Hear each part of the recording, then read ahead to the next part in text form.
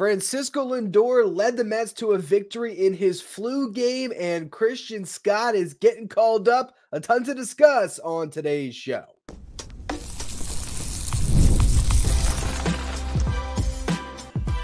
You are Locked On Mets, your daily New York Mets podcast. Part of the Locked On Podcast Network, your team every day. Hello to all you amazing Mets fans. You're watching Locked On Mets, part of the Locked On Podcast Network, your team every day. I'm your host, Ryan Finkelstein. If you want to find any of my work, follow me on X at Finkelstein Ryan. You can also find some of my writing at justbaseball.com, where I work as the managing editor. From brake parts to exhaust kits and beyond, eBay Motors has over 122 million parts to keep your ride or die alive with all the parts you need at the prices you want. It's easy to bring home that big win, so keep your ride or die alive at ebaymotors.com. Eligible items only, exclusions apply. eBay's guaranteed fit is only available to U.S. customers. Now, of course, part of me wants to open up the day talking about Christian Scott, and we will get to that, the promotion from the Mets' top pitching prospect. But there was a thrilling baseball game on Thursday as the Mets were able to salvage a series split against the Chicago Cubs, and it was much needed. I mean, if you think about it, if they lost that game, they would have lost 2 consecutive series at home, and they would have put together a 2-5 homestand, which is nearly as bad as the 1-5 homestand that they started their season with. Now, in that circumstance, it was a walk-off in the final game to even give them that one win. So that one was clearly worse, but vibes would have been pretty bad if the Mets lost this game, and you have to give them credit. They were resilient. Once again, I think if you put the team from last year under these same circumstances that we saw on Thursday, a struggling starter put you in a 4-0 hole, I think they would have folded, and they would have lost that game, and it would have been bad vibes on their flight down to Tampa. This Mets team found a way to battle back, and we will talk about Adrian Hauser in the next segment because, yes, it was another rough start. But I want to focus on the comeback. So after Hauser gives up the 3-run homer to Christopher Morel, and the Mets are in this hole, bottom of the 5th inning, they start to battle back. Brett Baty draws a leadoff walk. Harrison Bader, who had a fantastic game, gets a hit. Joey Wendell strikes out. We'll talk about him a little bit too later down the line. Omar Narvaez pops out. And then with 2 outs, Brandon Nimmo comes up, and he comes through with a RBI knock, one of 2 RBI hits he had in this game. Then Starling Marte gets one as well. That cut the lead in half. DJ Stewart drew a walk. Pete Alonso came up with the bases loaded, and he struck out, if I'm not mistaken, in that at bat. It was a rough day for Pete. I think it was, 0 for 5 with 3 strikeouts. He's going through it right now. Hopefully a return home for him to Tampa, where I'm sure he's got a lot of family and friends in attendance. He'll have more family and friends in attendance. Pete Alonso, who's from the Tampa area, or Christian Scott making his debut on Saturday. That'll be interesting. But the Mets, again, cut that lead down. So it was 4-2 going into the 6th inning. Dedniel Nunez comes in, gives up a pair of doubles. So the Mets fall behind to 5-2. And again, they battle back. Bottom of the 6th inning, Jeff McNeil beats out an error to the pitcher. Good hustle, but really just a horrible play by the pitcher. Kind of booting the ground ball. Instead of throwing it overhand, he tosses it underhand to first. That gives McNeil enough time to beat the throw. Brett Baty strikes out. Then Harrison Bader comes up again with a big knock. That puts a couple of runners on. And then Joey Wendell exits the game. And here comes Francisco Lindor. Now, as you remember, Lindor had exited the game on Wednesday night due to flu-like symptoms. Had a lot of stomach issues, basically.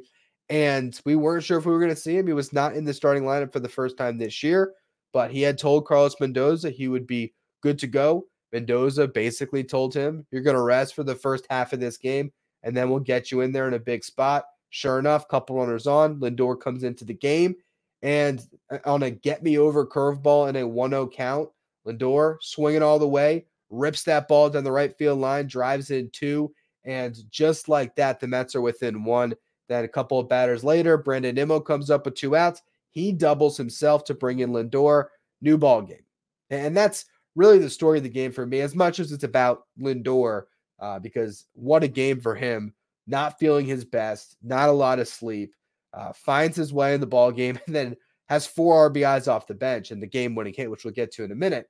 But Brandon Nimmo, too. I mean, to drive in a couple of runs, couple big hits, these are guys that we've been talking about a lot who need to be better for the Mets to take off, and this was a really good start for them. Now, the bullpen was good, as always, once you got past Nunez. Jake Diekman struck out 2. He looked really good in this outing, actually. Reed Garrett worked to scoreless 8th. The Mets were taxed in that bullpen, so they tried to steal it out in the 9th. He walks the leadoff man. Mendoza goes to Edwin Diaz. He does a great job getting through that inning. 2 big strikeouts to force it to extras. And then for the first time this year, for the first time really in a couple years since that knee injury, they asked Edwin to get 2 innings. And apparently he only had about 15 pitches. Luckily for Edwin Diaz and the Mets, he gets a double play on a flyout where Starling Marte makes the catch, a ball that wasn't hit that deep. Great throw home, but even a better play by Narvaez there where he, goes towards the ball, catches it on a short hop, makes a great tag on Christopher Morel. Sort of ironic that the Mets would have 2 plays at the plate after everything that happened on Wednesday night. You see in the following inning, after the Mets couldn't score, again, it was Marte to Narvaez. This is after Danny Young had come into the game, gave up a leadoff double that scored 1, got a big strikeout, got a ground out. They intentionally walked Nico Horner, put a couple runners on, the ghost runner and Horner at first base. Mike Tauchman, they were trying to get a left-on-left matchup for Young. Didn't work. Tauchman gets a hit. And then Marte coming in on the grounder. Just perfect mechanics. Great throw home. The runner, Nick Madrigal, slid past the plate. You had Narvaez who missed the tag. Then you had this moment where they're both kind of looking at the umpire for the call. No call was made because nothing happened. Madrigal tries to dive back home. Narvaez cuts him off, tags his hand before he gets there. And the Mets were able to but they were able to avoid being down 2 runs going into the bottom half. That's really ultimately all you want to do when you're the home team. Just keep them to 1 run. But still, with the way the Mets offense has been lately, I mean, it was no guarantee that they were going to come through and put up a crooked number to win the game or even put up 1 run to tie it. Harrison Bader gets hit by a pitch. So now you had 2 base runners, the ghost runner and Brett Beatty and Bader on first. And it's Lindor again. And it's the flu game. It's a huge moment for Francisco Lindor, who I told you about a week ago that the bat was going to start to come around. I believed that the numbers that he put up on the West Coast trip would continue to translate. And he's had some big games on this homestand. This was the biggest one. Comes through, with a great at-bat. I mean, the first at-bat, it was 2 pitches that he saw, and he got, again, it wasn't necessarily a hanging curveball. It was hanging by nature. It was sort of a backdoor curveball to get me over for a strike. And Lindor, in the past, might take a pitch like that, and he was, swinging away. This at-bat to close the game was just fantastic. I mean, he looked at 3 close pitches for balls, pitches that when he was struggling, he might have swung at, but he was able to get himself into a good count. There was a 3-1 slider that was over the plate. He swung at it, fouled it off. And then he got a fastball, low and away, and he just went with it, hits it down the left field line. You have, of course, easy play for Beatty to score, but Bader, man, I said he had a great game. The way he runs the bases is impressive. He's made some nice plays in the outfield too lately, but he's got wheels, and particularly he knows how to cut corners. I mean, so much so where he cuts the corner so fast, you almost wonder if he even touches the base. That's how quick he's rounding those bases, and there was no play. I mean, even if, I think it was Nico Horner who tried to make the relay, even if he fields it cleanly, which he didn't, there would have been no play at home with how fast Harrison Bader was running around those bases. And the Mets get a huge walk-off victory to, again, salvage that series split, to get on a bird with a good feeling. And they've been better on the road than at home this year. So hopefully you go into Tampa to face a struggling team, getting the debut of Christian Scott as a big storyline in that series. The Mets can win this series. Then they go to St. Louis. You might be feeling a lot better by the time you get home for a really tough stretch. We're going to face the Braves, the Phillies. It's going to be the next homestand is going to be a very interesting one. But the Mets showing resilience yet again. It makes you feel a little bit better about a series where, honestly, they could have won 3 games. They obviously took 2 of them. But you had the Severino game that really they could have won all 4, honestly. But Severino, the no-hit game, no-hit bid, and they ended up faltering late. You had the play at the plate that they were unable to win on, or at least extend the game on. So I don't think the Mets are playing as bad as it might have felt at times in this homestand, but they also, really went through stretches where they didn't hit. So to see them do it with the bats, really good signs for things to come here. And now we get to talk about the promotion of Christian Scott, but also what's going on with Adrian Hauser. It seems like he's staying on the team. I'll explain what the latest is there, so we'll get to that in just a minute. First, though, today's episode is brought to you by eBay Motors. Passion, drive, and patience are what brings home the winning trophy. It's also what keeps your ride or die safe. eBay Motors has everything you need to maintain your car or truck and level it up to peak performance, from superchargers to roof racks, exhaust kits, LED headlights, and more. Whether you're into speed, power, or style, eBay Motors has got you covered. With over 122 million parts for your number one ride or die, you'll always find exactly what you're looking for. With eBay's Guaranteed Fit, your part is guaranteed to fit your ride every time or your money back. Because with eBay Motors, you're burning rubber, not cash, with all the parts you need at the prices you want. It's easy to turn your car into an MVP and bring home that win. So keep your ride or die alive at ebaymotors.com. Eligible items only. Exclusions apply. eBay's Guaranteed Fit is only available to U.S. customers. Well, I'm not going to lie to you guys. I was pretty proud when the report came out on Thursday that Christian Scott was coming up, because I foreshadowed that on this show about a week ago. I was saying that the Tampa series was an interesting one to look at, where maybe Scott would come up. He had started on 4 days rest last Sunday, so maybe that was in preparation for giving him that big league opportunity. On Thursday's show, I told you I think Christian Scott's going to make his debut on Friday. I was off by a day. I didn't think about it, and if I did, I probably would have nailed it spot on in the day, but it makes sense. The Mets will start him on Saturday because you had basically the option of starting either Scott on 4 days rest or Jose Quintana on 4 days rest. I'll take the 10-year plus MLB veteran. I don't know if he has 10 years of service time. Probably close to it. I'll take the vet in Quintana. You give Scott a day to get acclimated to the big league clubhouse, get everything in order, and then he's going to make his debut on Saturday. But it seems like Adrian Hauser isn't going anywhere just yet, not to the bullpen or out of the rotation, even though didn't pitch great today. He had some good defense behind him for parts of that game. Brett Beatty helped him out. The first, base runner or first batter hits a slow roll to third. Beatty made a great barehanded play. Shades of David right on that one. That was awesome to see. And then in the third inning, an inning-ending double play that erased 2 walks, where Beatty makes a diving stop on a hot shot, gets to his knees quickly, throws it to McNeil. They turn the inning-ending double play. That was huge to get Hauser out of a tough one. There was a bad play that did hurt him. I believe it was the second inning, where Joey Wendell doesn't come in on a ball where he should have. It was a weakly hit ball. He doesn't, play it aggressively. Then he tries to get the force out in second. He probably should have just gone to first with it if he was going to weigh it back. He cost the Mets an out. The next batter grounds out and a run comes in. It would have been the end of the inning on that next ground out. So Hauser, in the beginning, you could have said through 4 innings, he wouldn't have allowed a run. But at the same time, there was Beatty making plays to help him. Starling Marte with a sliding catch by the line that helped him. And he was behind on so many hitters. That sinker just did not look great. It's not like he was, out there and he was in command of a lot of counts. He was getting behind the line. Yes, he got fortunate at times where the balls were hitting the right places, but it felt like at any point it could go sideways. And it did in that 5th inning, where he, gives up a couple of base runners, a walk and a hit, and then the 3-run homer to Christopher Morel. And even with all that, his ERA went down. He had an 8.37 ERA and went down to 8.16, but just brutal. And he walked more than he struck out again.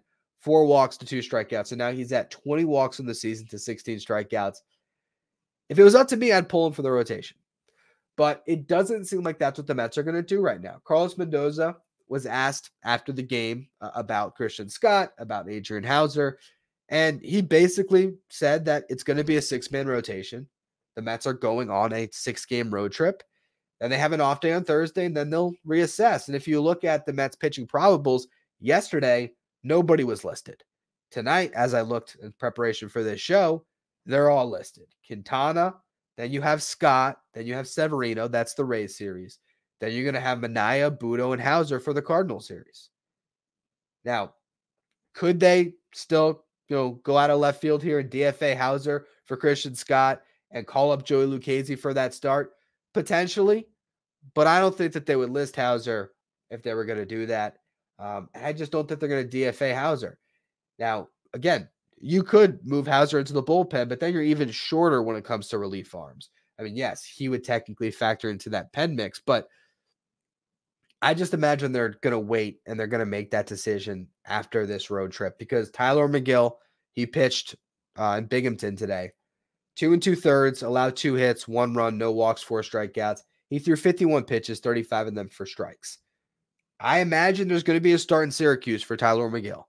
He had one in high A, one in double A. I bet you he's going to get one in triple A and get that pitch count closer to 75 before he eventually makes his about to say debut.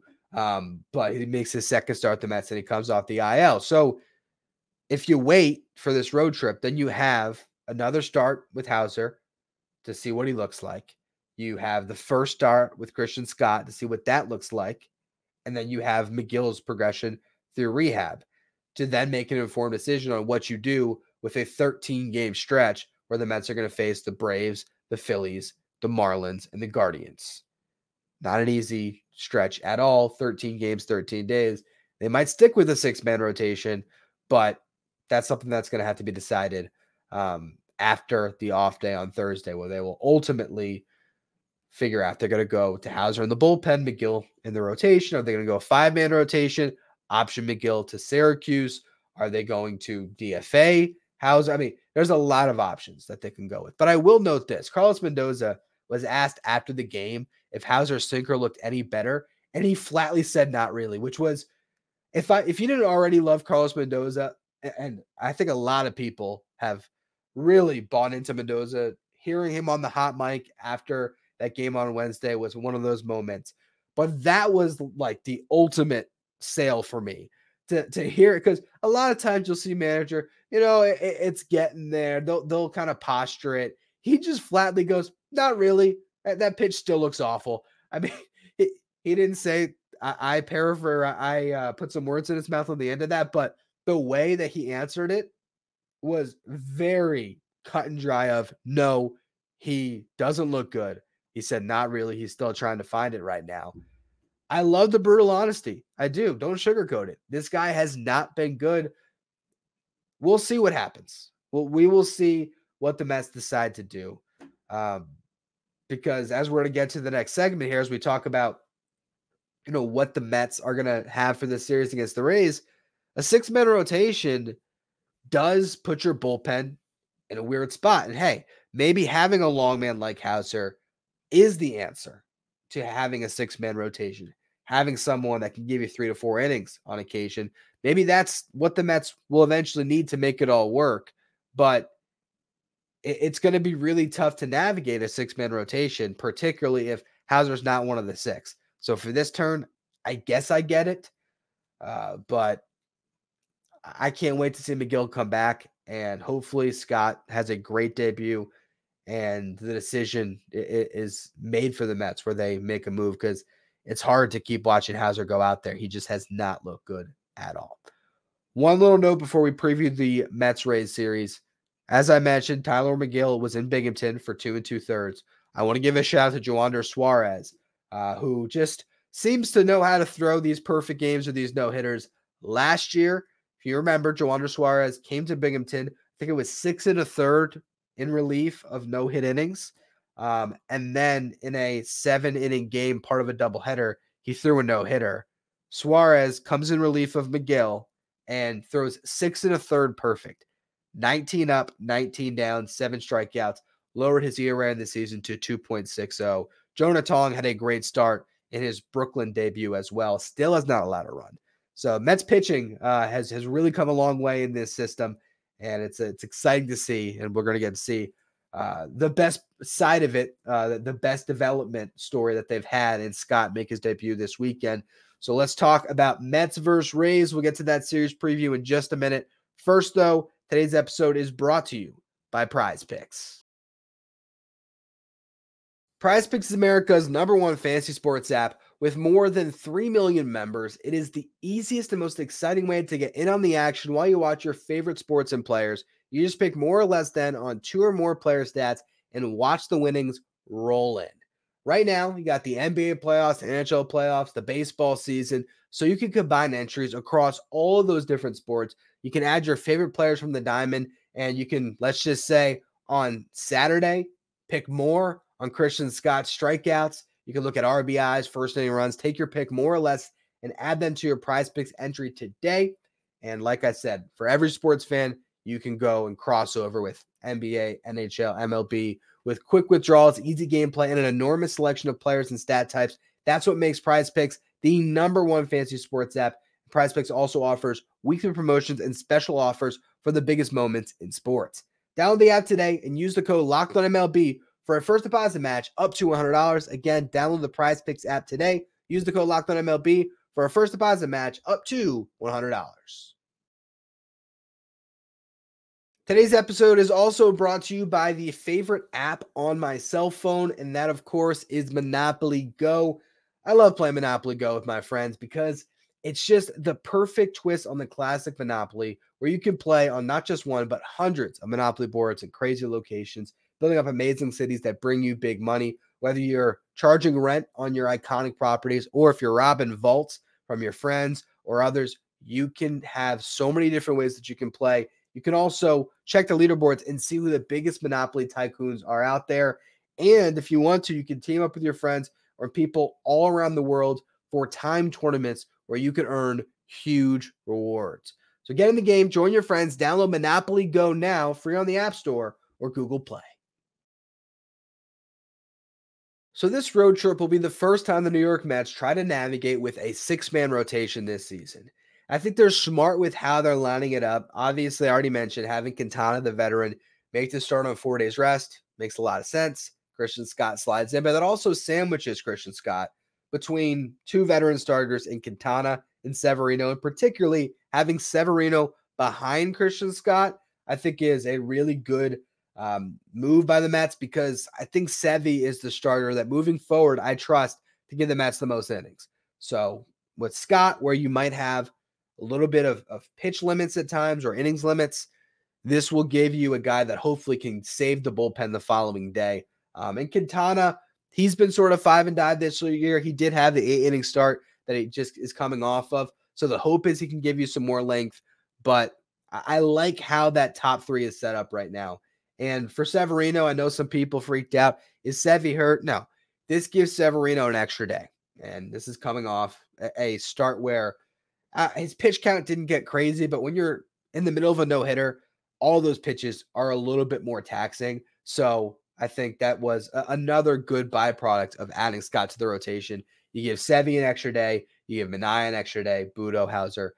It all should work out. The only guy that's starting a regular rest for this homestand is Quintana.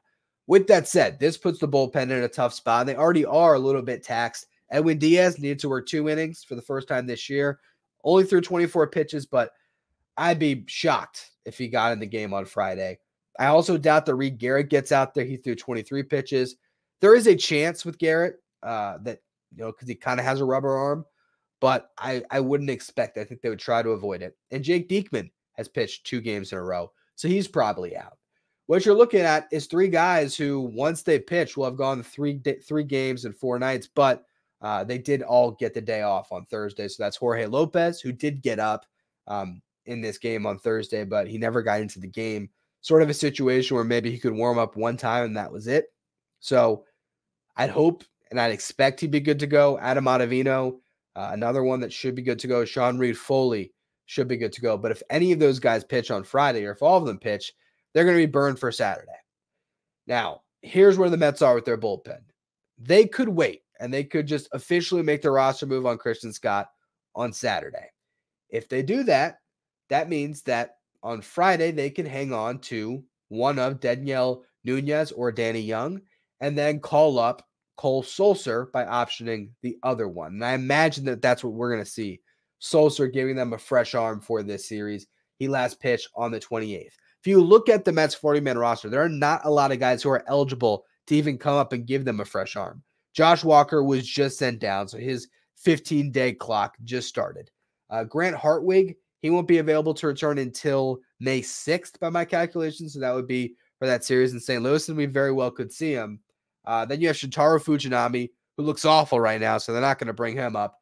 Max Kranick, who is stretching out to be a starting pitcher. Maybe the Mets would go there. I don't think so.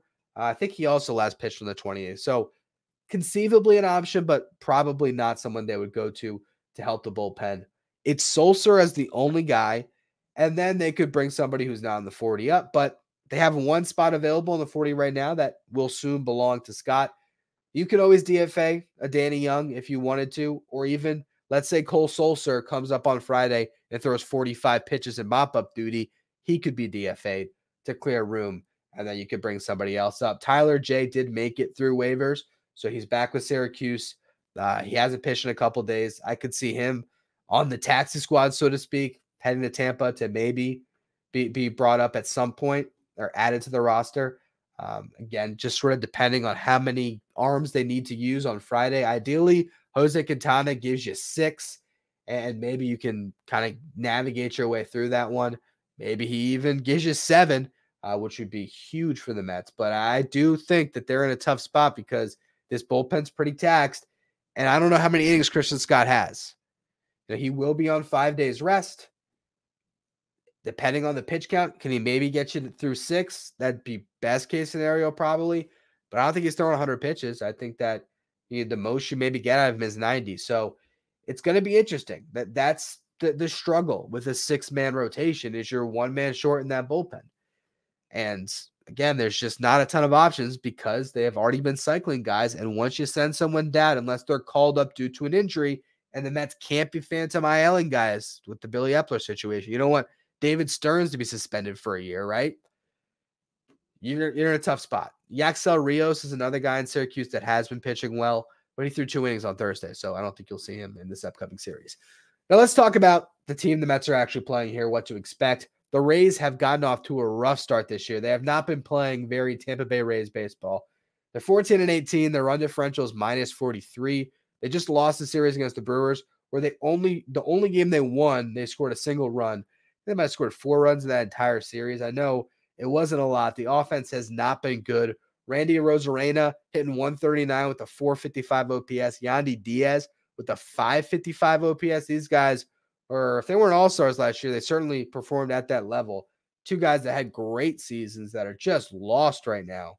Jose Siri, their center fielder, 578 OPS. They have a couple guys that are hitting well, like Isaac Paredes and Richie Palacios, I believe is his name. Ahmed Rosario got off to a scorching start to his season. That's right. Ahmed Rosario is a Ray now, if you didn't know that. So imagine we'll see him at shortstop for some of these games here. But at one point, he was hitting like 320, 330, and I looked today, he's hitting 279. So I imagine he's going through a little bit of a slump here. The team as a whole is 24th in baseball in OPS, 21st in runs scored, and 25th in home runs. And even more shocking, their typically great bullpen has been awful this year, a 5.55 ERA, the worst in Major League Baseball for a team. That is stunning. So we'll see. It's not a team that you should necessarily fear, and one that the Mets should be able to go on the road and take a series from. As I've already mentioned, you got Quintana going game 1 against Aaron Savali on Friday night. Savali had a 2.74 ERA through his first 4 starts this year. He's had a couple brutal starts lately, gave up 5 runs to the Yankees, then 6 runs to a bad White Sox team in his last 2 starts. So now his ERA is over 5. Might be due for a better start, but Savali, he's a guy that I feel like the Mets should be able to hit. It's not like he's going to give them a ton of velocity. So we'll see. We'll see how that works out with Quintana, hopefully giving the Mets some length. Game 2, Christian Scott versus, I believe it's Zach Little. It's my mistake for not putting the first name in my notes here. It is Zach Little. Zach with a CK, if you're curious. Little's had a good start to the year for the Rays, pitching to a 3.27 ERA in 6 starts. And then game 3 will be Luis Severino versus Ryan Pepillo. That is by far the best pitching matchup of this series, with all apologies to Christian Scott, which is, of course, the pitching matchup that we're going to be most looking forward to. But Severino versus Pepillo is awesome. We all know what Severino has done this year. Pepiot is the main prospect they got back in the Tyler Glasnow trade, guy that came up in the Dodger system, finally getting an opportunity to be in a rotation start to finish this year. And he's looked great. 3.12 ERA, 0.87 whip. He's pitched 34 and 2/3 innings so far in 6 starts. So that's going to be a tough matchup for the Mets to close out the series. Hopefully they'll win the first 2, and that'll just be competing for a sweep. And we know that Sevy can go up against anybody right now. So really exciting series. I will be covering all of it throughout the weekend. Unless there's just an absolute clunker of a game that no one wants to talk about on a Friday night. I'll probably do a show for Saturday because I was planning to do a little bit of a Friday farm report, talk some prospects. Wasn't able to today with the thrilling game, the Christian Scott promotion, Hauser.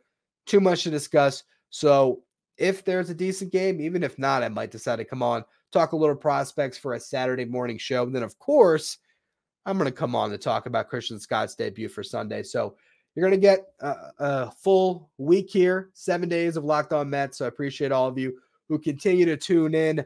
If you're listening on the audio side, make sure you follow, rate, and review wherever you get your podcast. If you're watching on YouTube, hit that subscribe button, trying to make a push to 9,000 subs. So I appreciate all of you who subscribe. If you want to follow me on X, you can do so at Finkelstein Ryan. Follow the show, Locked On Mets. If you want to be part of our texting service, get updates anytime something breaks on the Mets. If you want to get your questions answered at any times, if you want to have the lineup sent to your phone each day, you can become an insider. Find the link in the episode description. Go to subtext.com/LockedOnNets. Now for your second watch of the day, head over to YouTube. Check out Locked On Sports Today, the first ever 24/7 streaming show that covers everything in the world of sports, which is especially notable right now at the NBA playoffs and the NHL playoffs going on. You can find Locked On Sports Today streaming 24/7 on YouTube.